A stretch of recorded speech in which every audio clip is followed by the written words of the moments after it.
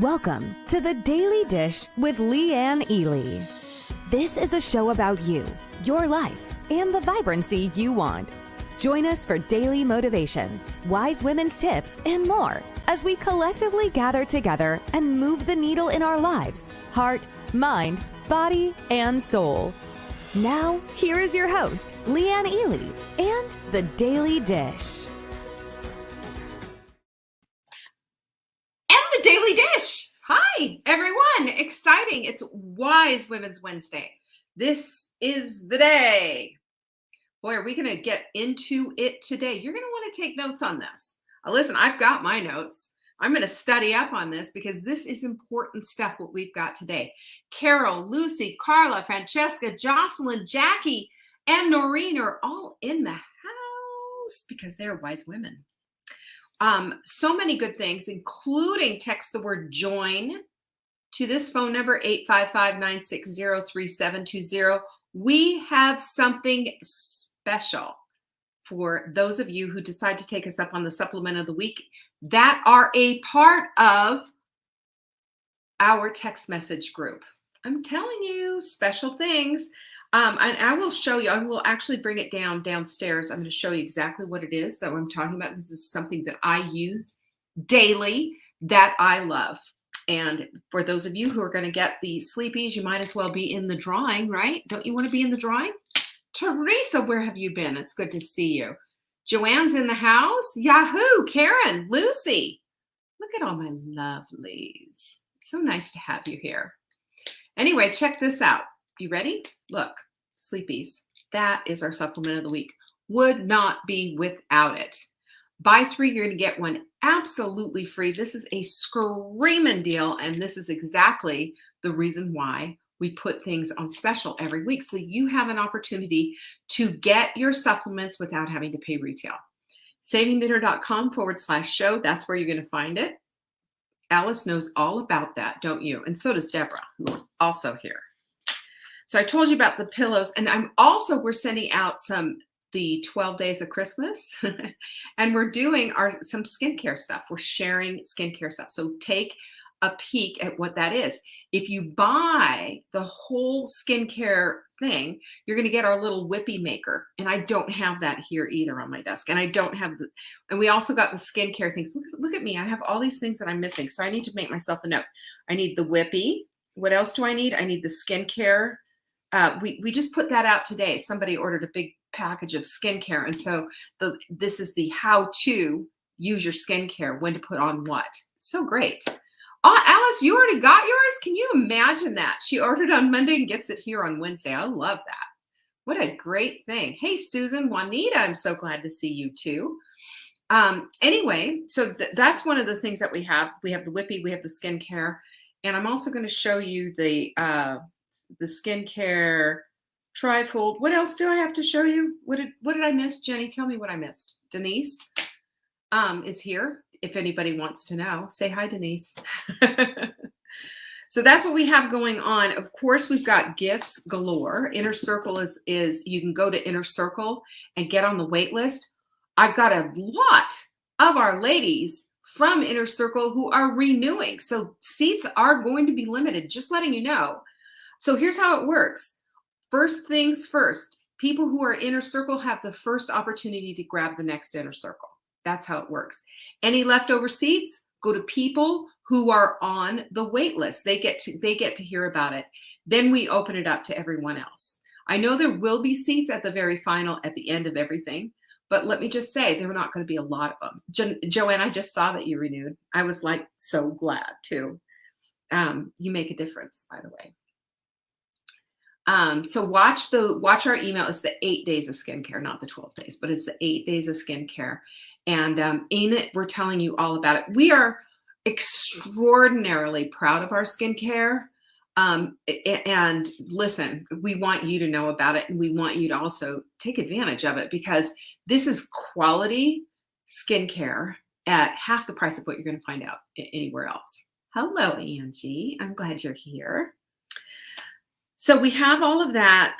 I told you about the Ultimate Mix book. You know you want this.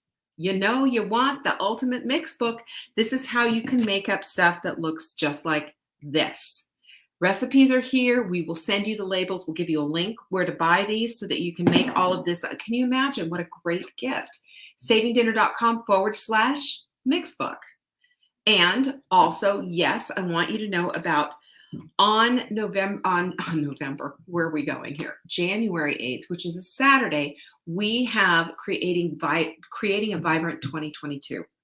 I am lit up for this whole program because I believe with all of my heart, when we have the right tools and the right mindset, my gosh, we could put this whole earth on fire. We could scorch it with our energy. Let's make that happen, right? Look at what Julie, she loves her cow meg in capsules and the tea. Yay! I love the tea. I'm having my tea right now. Look, there it is. Hi, Vanessa and Julie just said that. We also have gift certificates for you guys. You know, maybe you've got somebody on your list who just doesn't know. Maybe they don't know about us yet. Maybe they are in need of things, but you don't know what they want. Well, if you go to savingdinner.com/gift, you can find gift certificates in different, denominations. And then you can print out these lovely gift certificates. And that's really going to make somebody's day. You know that. Because we have so many good things. They can get skincare. They can get supplements. They can get books. All kinds of stuff. Excuse me. What happened there? Excuse me. Everybody, time out. There we go. I'm back. You see how red I got? Anyway, we have Christmas menus too. You know that. You can find those at savingdinner.com/Christmas. We have a whole variety of different ways that you can do Christmas menus. This Friday is our last Q&A. It is. It's our last Q&A before the new year, I think. Pretty sure. savingdinner.com. You send them into support@savingdinner.com. Subject line says, question for Leanne on Friday. Please get that in. And if you can get it in today, even better. Even better. Social media, good grief, we're everywhere. Have you noticed that? We are everywhere. You can find us, and I'm going to be doing a TikTok video on how to do our skincare. Won't that be entertaining? So I'll do that. We've got all kinds of things coming up. And Caroline's going to be coming over to my house on Sunday. So we're going to tape, film, whatever, a whole bunch of videos so we can get that done for you. All right. I think that's everything. Who here is on our text message only list? I hope there's a lot of you. And the other thing that I want to say, as far as all of our social media, there's every social media channel that we have has different stuff. You're not going to get blanketed with the same stuff. We're creative that way. Well, except for YouTube, of course. But YouTube has some really old stuff in there if you are. Susan's on it. Yay! Pinkies up if you are on our text message. If you're smart. See? Look at me. I'm throwing things down now. Here's our quote of the day, quote of the week. Suffering's universal. Victimhood is optional. This is from one of my heroes, Edith Edgar. This is one of the best books that you could gift yourself.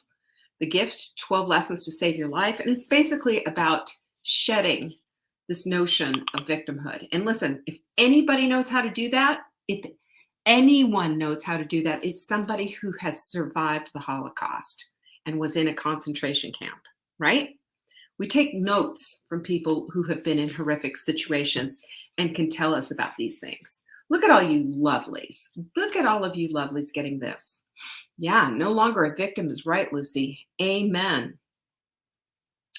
So today, I'm going to tell you what, we are going to move the needle on our own emotional well-being, on our own emotional management of our emotions, our feelings, and all the other stuff. Look we got two Susans in a row coming on in.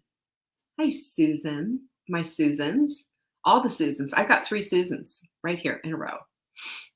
Anyway, I want to talk about this. I think this is such an important topic because, for as learned as we become and as evolved, we hope, as we become as emotionally and intelligent as we become, it all goes out the door when we get angry.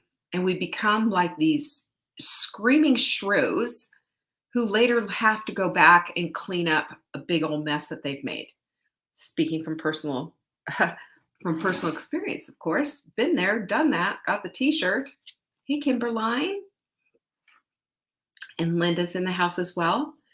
I think this is a really important topic for wise women, because if we're going to show up in our lives, we show up everywhere, even the places we don't want to be, right? Even the places we don't want to be. Hey, Catherine, nice to see you. Who wants to have an argument? Who wants to have a, knockout, drag out fight with your spouse or a friend or anyone else for that matter? Who wants to do that? No one does. No one does. Are we unhinged at times? I think we're all unhinged at times, Arlene.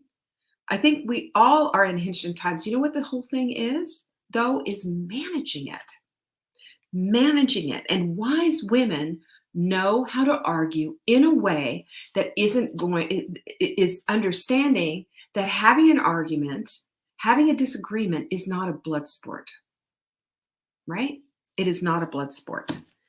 And I'm going to say this because, and I'm speaking to all of you humans out there, all of you, we're all human. No one has managed to go through life without having a disagreement with another human. No one. We all have these issues. And when it happens, there is a whole cascade of emotions and feelings and unfortunate words and all kinds of stuff that come up. All kinds of stuff. And my whole thing about talking about this today, because we've been talking about feelings all week, yes, we need to let it go. But yes, we also need to understand what this is all about and how can we as wise women get into the weeds and learn how to handle this. We also have a tendency to think that, what we really need to do is just avoid it all. Have you ever, that was my whole thing, because I came from a yelling home. My parents, boy, they'd have it out. And as they got older, they had less stuff going on. But you know what it was though? It was just colder. It was still very potent. It was just cold and silent. And Terry's right. Avoiding never did fix things, and it never will fix things either, will it? It's just, it doesn't work. But we think of if we hold the peace, that we're going the higher road. We're taking the higher road. But I will say on this side of perfect, which by the way is Earth, where perfect doesn't exist, that's just not possible. It's not possible to get through this life without having a disagreement with another human being, especially somebody who's close to you. So, and let's just talk about it. There is so many range. The range of emotions just run the gamut, and they just go up and they go down, and they're all over Kingdom Come. They are everywhere. And boy, do they ever come up when you're suddenly at odds with that spouse or with that friend or whatever. Suddenly all the stuff comes out. And have you noticed how one emotion brings another one with it? And with it are memories, and with it are unresolved things, and with it is a bunch of stuff, and maybe it's 15, 20 years old. Have you noticed that? So it can get complicated. It can get steeped in a lot of drudged up stuff. It can get steeped in a lot of unresolved stuff. But we all have our own experiences, don't we? I don't know about you, but we do. And we bring to the fight, so to speak, we bring our trauma, and we bring our patterns, and we bring our experiences and our emotional baggage from when we were being, raised, whatever it is. And I think it's important to recognize that that's part of the whole equation. And you might be doing this, and so is the other person that you're with. They're also bringing their stuff too. So here you are with these two fragile humans, greatly imperfect, doing their best that they can, but also emotionally triggered, both. And here they are with their whole range of emotions, with their whole range of baggage, and there you are in the midst of this height of emotional, trying to get things worked out. Hey, Flynn, Terry. It's tough. What a tough assignment. But you know what? There are ways in which we can work things out, and there are ways in which obviously that we can't. But the point is to learn to fight fair. Is there such a thing? But we also need to learn how to have these disagreements and fights, arguments, whatever you want to call them, in a way that we don't decimate the other. This is not your opponent, right? This is your friend. This is your spouse. This is somebody that you deeply care about. And the whole idea is not to go in there and win and obliterate the other one while you're trying to do it. So this is, and at the very end of it, I mean, if the best scenario, of course, would be to come together and reach an agreement at the very end, or at least a consensus. So there are concrete things that we can do to manage our runaway emotions, because this is when they run away. They run away. They are going galloping full speed ahead. And here we are sitting here in this place of saying, oh, this is going to be a tough one. This is going to be hard. But, the objective for keeping a healthy relationship has to be the main focus even as we get into the ring, so to speak. And I'm saying this, and I'm using, fighting metaphors just simply to, I'm not suggesting we literally get into a ring, but, because there's an argument here. So I've got, I think, let me see, how many things did I write down? I think I've got 7. Yep, 7 things. 7 things. 7 things that you can do in order to bring in the peace without sacrificing your emotions on the other side of it, and also being able to make your point. These are skills. And you know what? And I will also say it takes practice, and it takes some doing, and it takes thinking about before the event. It's a good thing. So, for example, if I remember this very clearly with Mark. I remember where we were. I remember where it all was. And we were having a disagreement, and he was raising his voice. And he wasn't raising his voice and yelling. His voice was just getting louder. He wasn't yelling. It was getting louder. There's a difference. There is a difference. And I looked at him, and I remember I said to him like this, it's not necessary for you to make your voice louder. I can hear you just fine. And I remember he cracked a smile, and it broke the ice a little bit. And I think sometimes if someone can have the calmness, they can bring the calmness, and the other person will pick up. I mean, and when I'm talking about this, I'm talking about 2 emotionally intelligent people who are on the same page and want the same outcome. There are times where it just doesn't work, Ask anybody who's been through a divorce or has had a broken friendship. There are times when those 2 people don't hold the same objective. But when you do, and you're in a marriage, or you're in a committed relationship or friendship, the objective to stay friends, the objective to stay married and loving, and to actually become better because of this disagreement becomes the aim, not to win, not to win. So the first thing you need to do is to stay calm.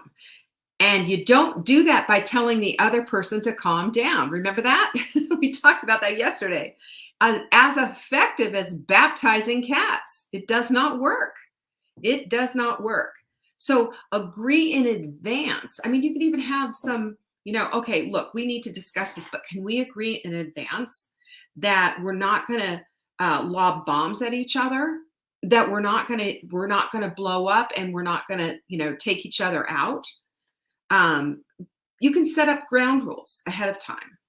But again, like I said, because I have been in this place of trying to do this with a partner who was unwilling to do this, and, he and I ended up, you know, that's what ended my marriage, right? That's what ended my marriage. It just couldn't stay the course. That's breaking your promise to your spouse and to others. We had a lot of other things that were, it was 18 long years of stuff. Let me just say, but one of the things that was a fracture that we could not resolve things because you both have to, if you make the rules, you have to stay with the rules. You have to stay with the whole thing. And you have to also understand that this disagreement is just a part of the landscape. It's not the whole thing, right? Really important. So staying calm, agreeing in advance, and setting up rules so that you understand that this is a disagreement. This is just a part of this long relationship that I have with this person. Because that's the most important thing, right? That's number one. Number two is take a break if you're too heated to go on. You can just say time out. That could be in your rules. I have to do that for myself. My whole thing is I have a tendency to go boop, and it's always never worked. Always. I know that about myself. I've gotten better as I've gotten older. My gosh, it took me forever though. You don't want to open mouth, insert foot. It's not a good look, ladies. We need to be better than that. We need to be smarter than that, wiser than that, and step up. We can always clean up. Yes, we can. But if we're not going to learn, then what's the point? What is the point? So here's the thing that you can do is go take a bath. We talked about this yesterday. Go take a bath. Go take a walk. Just tell I'm going to go take a drive or whatever it is. Let's meet back in 20 minutes. The research shows, by the way, a 5-minute timeout is not enough. You need at least 20 minutes just to process. Because remember, we're also thinking about how our brains work. We're going from monkey brain to prefrontal cortex where the thinking part happens. So that, Juanita says, toes are not tasty. Ask me how I know. Juanita, your toes and mine, honey. Same. I agree with you on that. And I think another thing that we can do, is once we reconvene after the 20-minute period is up and we've, had a minute to process and to think and to go back into the intelligent part of our heads, which is the prefrontal cortex, where all the complicated stuff is thought through and sorted. Using the word let's and not you. Let's take a break, or not you need a break. Let's take a break. Let's agree that we need 20 minutes. I know I do need 20 minutes to just chill out for a second so that our words aren't going to hurt, so that our words are careful and measured and chosen and not just random, boom, drop it hard. It doesn't work. Number 3 is to use non-defensive language. And that's when that's the hard one, because what do we immediately think of? Yeah, you always blah, blah, blah. And you know what? Even if this is true, this minute you say you always, that other person's going, hold the phone and wait a minute. You always, they'll come back at you. Anyone ever hear that one before? Anyone ever do it? Yes, I have. That's super low vibe, y'all. It's super low vibe because it's a blame game. And we need to not do that. We need to use non-defensive language. The whole objective here is to keep the doors of communication open. This is how we slam them shut. This is how we light up the anger. That's a fire starter right there. That's what it is. This is not how you win friends and influence people, by doing one of these. No one likes it. Not a soul. And you know what? Even if it's warranted, at the end of the day, what is your objective for having this argument? How do you want it to end? Think in those terms. Think in a big picture analysis, because the back and forth and the back and forth and the back and forth, and let me tell you, over a period of time of just niggling at each other like that, it wears people out. It harms their psyche, it harms yours, and you start thinking like these really resentful thoughts about that other person. You don't see them in the same light that you saw them when you first said, I do, You see them in a completely different light. And mirroring back something that they said and saying, if they said, I just don't feel like you hear me. And then if you say to them, I'm listening to you right now, is a mirror back of I'm hearing you, I'm validating you. We're going to talk about that a little bit more, but this is critical because this puts us both on the same exact level. Two human beings with a lot of really heated up emotions and validating one another and loving one another, even though there's a disagreement afoot. Even though, because what's the most important thing? The relationship. The relationship. So we're not at war with one another. We're trying to sort things out and make it work, right? So one of the things that you can do too is to think about why you love your spouse or this friend or whatever it is that you're trying to work something out.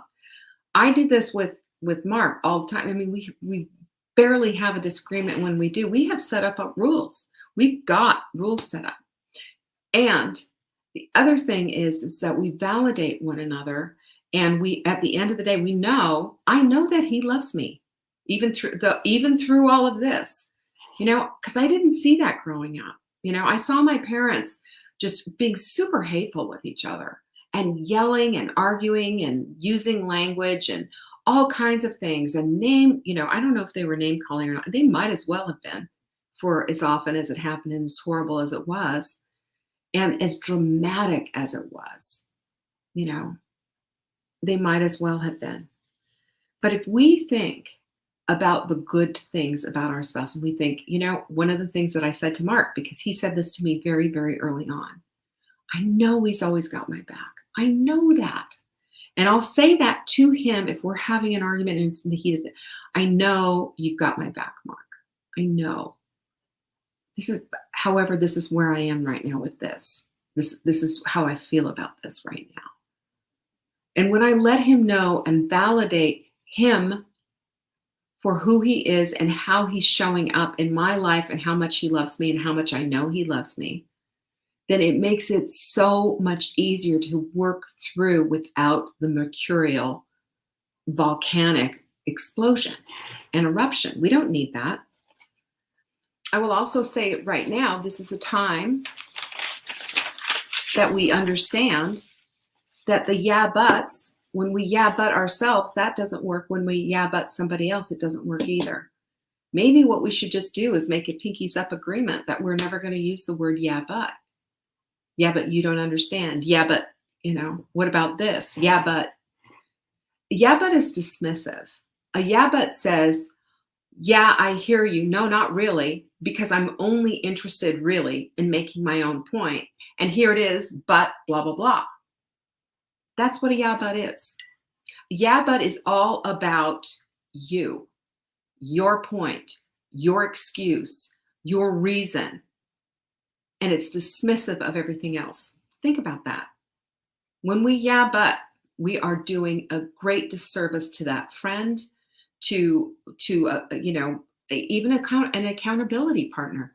You don't yeah, but. You just don't, because it's dismissive. Number 4 is don't blame. Talk about how you feel. This is the best we can do, because we're feeling something, right? When you're in an argument, are you feeling something?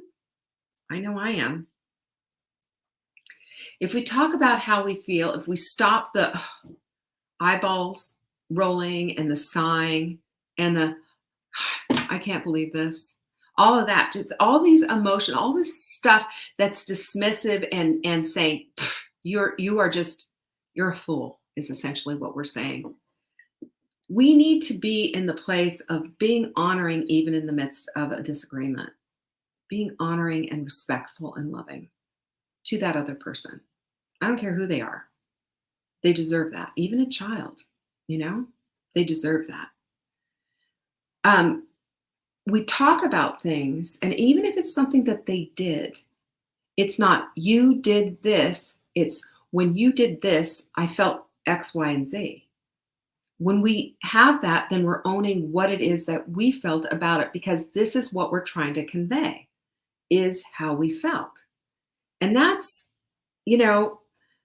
That's what they're going to hear, by the way. It's not so much of what we say, it's how we say it. You know, they'll remember the rolling eyeballs. They'll remember the sighs and the, are you kidding me? I can't believe it. They'll remember all of that because it's all so exquisitely dismissive. It says, I don't care about you. It says, get away from me. I'm disgusted. That's not our objective when we're having a disagreement. Our objective is to work through the disagreement, right? Not to put that other person in that place. And that gets us right to number 5, which is to remember that your significant other or your friend or whomever it is that you're having this disagreement, neither one of you are inherently bad. Don't identify that with what it is. Something happened. And that something happened is something that they did maybe, or you did, or or a misunderstanding of some kind. And that needs to be taken away and apart from the person and who they are. Otherwise, we're back to that whole place of really going down to a very low vibe place of decimating the other person. And in the name of all that is holy and good, we can't do that to one another. We can't do that to one another, not if we are honoring of one another the way we should be, because that other person was put here on purpose and for purpose, just like you were, fearfully and wonderfully made, just like you. The exact numbers of the hairs on their head known, just like yours. Number 6 is to validate. Hey, let me ask you a question, just out of curiosity. Do you want to be understood? So does your opponent, if you want to call him that. So does your opponent. We all want to be understood. And so the validation goes a step further. Yes, I know this is important to you. Yes, I understand. And you know what? Not only do we do this, when we're having an argument, sometimes it's really important to shut up and listen. For me, I'm just constantly like this. It's terrible. And what I'm learning is that when I back away and just shut up for half a second and say, I understand that that's important to you, and then just button it, then I'm going to get a calmer anyway response back. Now there's something to discuss. Now there's an opening there. And you're the one that did it.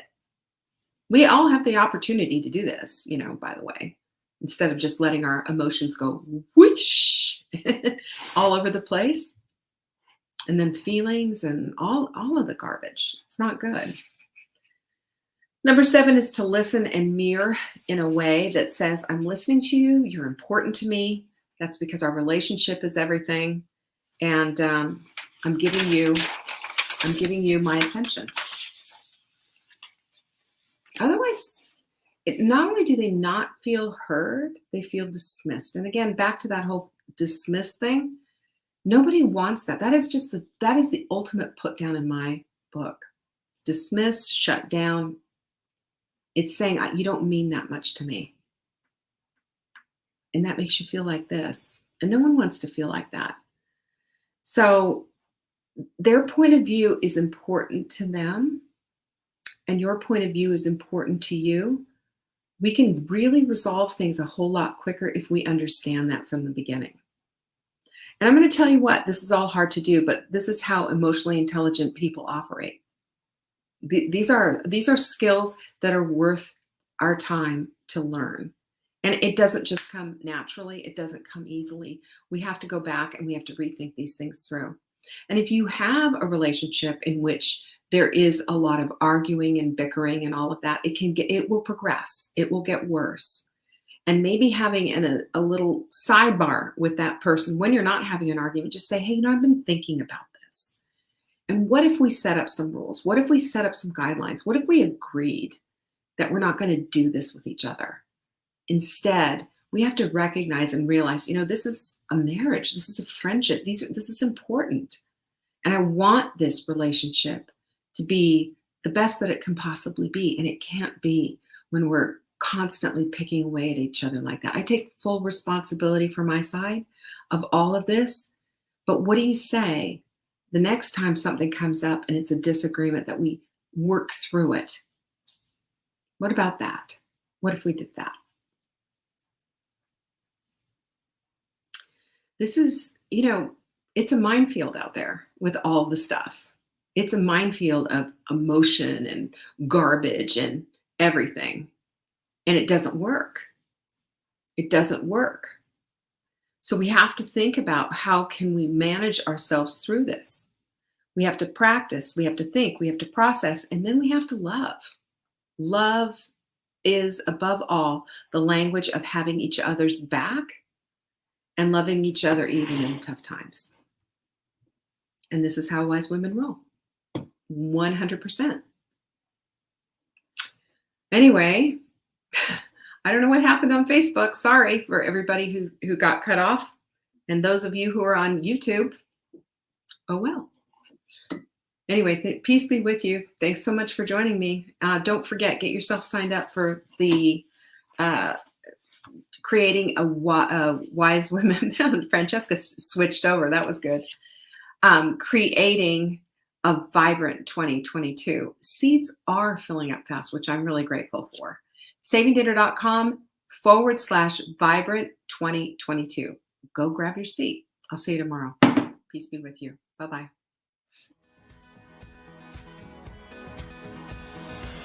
Thanks for watching. Check back for new episodes. If you missed the live show, you can always watch the replay. You can find Saving Dinner on YouTube, Facebook, Instagram, and TikTok. Until next time, pinkies up.